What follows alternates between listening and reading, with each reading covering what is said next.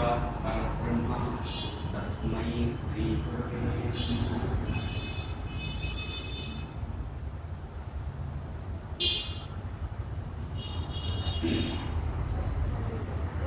ఈ కార్యక్రమానికి రావడం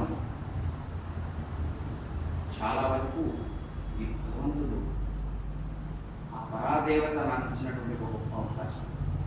ఇక పూర్వం ఒక సంవత్సరం క్రితం ఇటువంటి విషయాన్ని శ్రీచక్ర రహస్యం అనేటువంటి విషయం గురించి ఆయా దిశల గురించి నేను ఒక సంవత్సరంలో ప్రసంగించినప్పుడు ఒక కార్యక్రమంలో నాకు అనిపించింది ఏంటంటే అద్వైత శాస్త్రం ఆధారంగా చేసుకొని అద్వైత గురువులను ఆధారంగా చేసుకొని వామాచార కౌలాచార మార్గాల నుండి సదాచారం సమయాచారం వైపు నడిస్తే ఎలా ఉంటుంది అని ఒక ఆలోచన కలిగినప్పుడు బాల్యం నుంచి శంకరాచార్యులు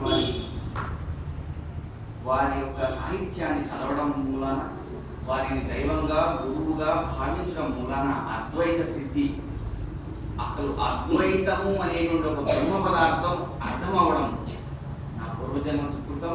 ఈ రోజు అదంతా కూడా ఒక పరిపక్వమైనటువంటి స్థాయికి వచ్చి ఈశ్వరుడి అవకాశాన్ని సద్వినియోగపరచుకోమని ఆశీర్వదించి పంపించినట్టుగా భావిస్తూ మాతృమూర్తులకి అందరికీ కూడా నమస్కరిస్తున్నాను. ముందుగా జగద్గురు ఆదిశంకరాచార్యుల వారిని స్మరించుకుంటూ ఈ కార్యక్రమం గడుపుతున్నాం. శృతి స్మృతి పురాణానాం ఆలయం కరుణాలయం నమామి భగవత్పాదశంకరం లోకశంకరం సదాశివ సమారంభాం శంకరాచార్యమధ్యమాం అస్మదాచార్య పర్యంతం వందే గురుపరం పరాపరం. గురువు అనే పదానికి అంటే ఈ విషయం మనం శంకర హృదయం శ్రీ విద్యార్హస్యం శ్రీచక్రహస్యం శ్రీచక్రం ఒకటే.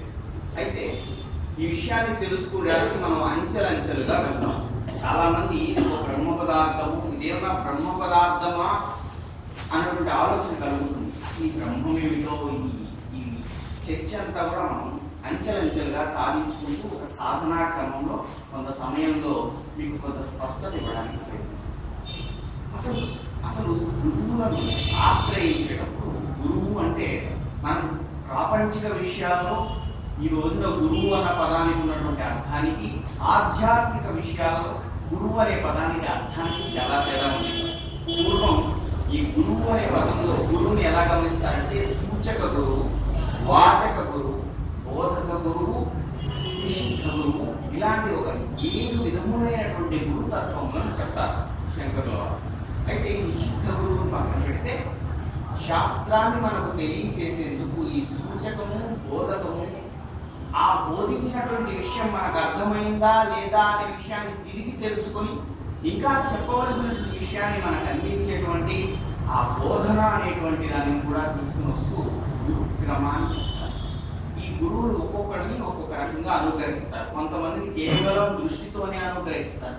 అయితే సమాజంలో ఈ రోజున ఉన్నటువంటి హైందవ జాతి మొత్తానికి ఒక గురువుగా చెప్పుకోవాలి అంటే పరమేశ్వరుడి తర్వాత శంకరాచార్యుడి గురించి మాత్రమే మాట్లాడాలి అనే స్థాయి శంకరుడు మనకు అది ఒక తార్కాణంగా ఏదైనా సరే ఒక బ్రహ్మ విద్య గురించి మాట్లాడాలి అంటే శంకరుడు గురించి మాట్లాడితేనే అన్న స్థాయిని శంకరుడు సాధించాడు. దానిని తెలుసుకుంటే చాలండి. ఏదైనా గురువుని తెలుసుకుంటే ఆ గురువు ఇచ్చేటువంటి మార్గంలోకి వెళ్తే అర్థమైపోతుంది. చాలా మంది ఈ గురుతత్వాన్ని ముందు బాగా అక్కడింపు చేసుకొని ఆ తర్వాత శ్రీ విద్య అంటే ఇంకా చూద్దాం. శంకరుల వారు మనకు 3 రకములైనటువంటి అద్భుతమైనటువంటి విషయాలను అందించారు. అంతకన్నా ముందు ఆరాధ్య శారద, అధ్యయన శారద అనేటువంటి 2 శారదలను మనకు అందించినటువంటి మహానుభావుడు. అందుకని ఆయన జగద్గురువుగా మారాడు. ఆరాధ్య శారద మనందరికీ తెలుసు, శృంగగిరిలో ఉన్నటువంటి శారద. మరి అధ్యయన శారద 3 రకాలుగా విభజించుకున్నాం మనకు వీలుగా ఉండేలా. అంతేగాని ఆయన విభజించినటువంటి విషయం కాదు. ఏమిటి ఆ 3 విభజనలు అంటే మొదటిది మనందరికీ తెలుసు ప్రస్థానత్రయ భాష్యం. ఉపనిషత్తులు, బ్రహ్మసూత్రాలు, భగవద్గీత, ఈ మూడింటిని ప్రస్థానత్రయము అని పెట్టారు. ఈ ప్రస్థానత్రయాన్ని అర్థం చేసుకోవాలంటే కొంత సంస్కృత పాండిత్యమే చాలు అనుకుంటే కష్టం. సంస్కృత పాండిత్యంతో పాటు ఒక్కొక్క పదానికి ఉన్నటువంటి అర్థంని ఆధ్యాత్మిక కోణంలో చూసిన వారికే ఒక ప్రత్యేకమైనటువంటి అనుభూతి ఉన్నప్పుడే అర్థమయ్యేటువంటి బ్రహ్మ పదార్థ విషయాలు. అయితే భగవద్గీత ఇప్పుడు కొంత సరళీకరించబడి చాలా మంది దాని తాత్పర్యాలు తెలియజేయడంతో అది ఒక మార్గం. ఆ తర్వాత ఆయన అందించడం రెండోది, మనం ఎప్పుడు నిత్యము పఠించేటువంటి దానికి వీలుగా స్తోత్ర సాహిత్యాన్ని అందించారు. లక్ష్మీ నృసింహ మమదేహి కరావలం, ఎవరైనా మర్చిపోతారండి? భుజంగ స్తోత్రం అన్నా భజ గోవిందం భజ గోవిందం భజ గోవిందం మూఢమతే అన్నా తతఃకిం తతఃకిం తతఃకిం అని గురువుని స్మరిస్తున్నా ఈరోజు మనం చేస్తున్నటువంటి స్తోత్ర పారాయణాలు ఏవైతే ఉన్నాయో అవన్నిటినీ మనకు అందించాడు స్తోత్ర సాహిత్యం కింద. ఈరోజు శివానంద లహరి, సౌందర్య లహరి ప్రపంచంలో ప్రపంచ దేశాలు మొత్తం సౌందర్య లహరిని నేర్చుకుని ఒక్కొక్క శ్లోక అర్థాన్ని తెలుసుకుని తాదాత్మ్యం చెందుతున్నటువంటి స్థాయి శంకరుడు ఆ రోజునే మనకు అందించాడు. దీని వెనక అద్భుతమైనటువంటి కథ కూడా ఉంది. ఇది కూడా తెలుసుకుంటూ శ్రీ విద్యలో ఒక్కొక్క క్రమాన్ని వెళ్తున్నాం. ఇప్పుడు మొదటగా ప్రస్థానత్రయం మాట్లాడుతున్నాం, స్తోత్ర సాహిత్యం మాట్లాడుతున్నాం. ఈ రెండింటి కాకుండా మరొకటి ఉంది, ప్రకరణ సాహిత్యము అంటారు. ఈ ప్రకరణ సాహిత్యంలో వివేక చూడమని, చాలా మందికి ఈ వివేక చూడమని వివిధ రకాలైనటువంటి అర్థాలలో తెలిసే ఉంటుంది. అయితే ఈ వివేక చూడమని అనే పేరు కింద తెలియడం కష్టం. అది కూడా మనం ఆ శ్లోకం గుర్తు తగిలినప్పుడు ఇది వివేక చూడమని నుంచి వచ్చింది అని మనం తెలుసుకుంటాం. అదేవిధంగా ఆత్మబోధ, అపరోక్షానుభూతి, ఇన్ని రకాల సాహిత్యాల నుంచి 72 అవైదికమైనటువంటి మతాలు ఈ భారతదేశంలో 72 వేట కుక్కల్లా ఒక లేని పిల్లను వేదవాంగ్మయాన్ని తరుముతుంటే కాపాడిన జగద్గురు ఆదిశంకరుడు శ్రీ విద్యను ఉపాసించాడు. అసలు శ్రీ విద్య అంటే ఏమిటో, అందులో ఉన్నటువంటి ప్రతి పదానికి ఉన్నటువంటి అర్థం ఏమిటో శంకర తత్వంలో నుంచి చూస్తే అర్థమైపోతుంది. అందుకనే మనం ముందుగానే దానికి విన్న ముందు శంకర హృదయం విద్యారహస్యం అని పేరు పెట్టుకున్నాం. ఈ గురుక్రమాన్ని ఒక్కసారి గమనిస్తే మనకు కొంత అవకాశం దొరుకుతుంది. ఎవరెవరు మనకు గురువులు ఉన్నారో చూద్దాం. అందరికీ గురువు మొదట పరమాత్ముడే. పరమేశ్వరుడు మనకు గురువుగా ఏ రూపంలో వచ్చారంటే దక్షిణామూర్తి. మౌన వ్యాఖ్య ప్రకట పరబ్రహ్మతత్వం వివానం. ఆయన వచ్చి ఒక మౌనముతోనే వ్యాఖ్యానాన్ని అందించగలిగేటువంటి ఒక విధానాన్ని చెప్పారట. ఏ విషయానికైనా అర్థం చేసుకోవాలంటే గురువు కీకారణ్యం అనేటువంటి యొక్క వేద వాంగ్మయానికి ఒక దారిని త్రోవను చూపించడం కోసం మొదటగా మనకు దక్షిణామూర్తియే మొదటి గురువుగా చెప్తారు. శ్రీ విద్యా సాంప్రదాయంలో కూడా సమయాచారము, వామాచారము, గౌడాచారము అనేటువంటి వివిధ మార్గాలు ఉన్నాయి. సమయాచారంలో మనం దీన్ని దక్షిణాచారము అని కూడా అంటారు. దీనికి దక్షిణామూర్తిని మనం గురువుగా తీసుకుంటాం. ఇంకా వామాచార, గౌడాచారాలలో వివిధ ఇంకా ఆనంద భైరవుడు గురువుగా చెప్తారు. అయితే ఎవరి ఆచారానికి, ఎవరి క్రమానికి దానికి సంబంధించిన విలువలు వేరేగా ఉన్నాయి. అయితే వామాచారం, గౌడాచారం పక్కన పెడితే సమయాచారం, సదాచారం గురించి ఈరోజు మనం మాట్లాడుకుంటున్నాం. దీనికి గురువు దక్షిణామూర్తి. ఆ తరువాత చెప్పుకోవాల్సిన ఆయన శ్రీ విద్యా రహస్యాన్ని ఎవరికి అందించాడంటే వశిష్ఠుడికి.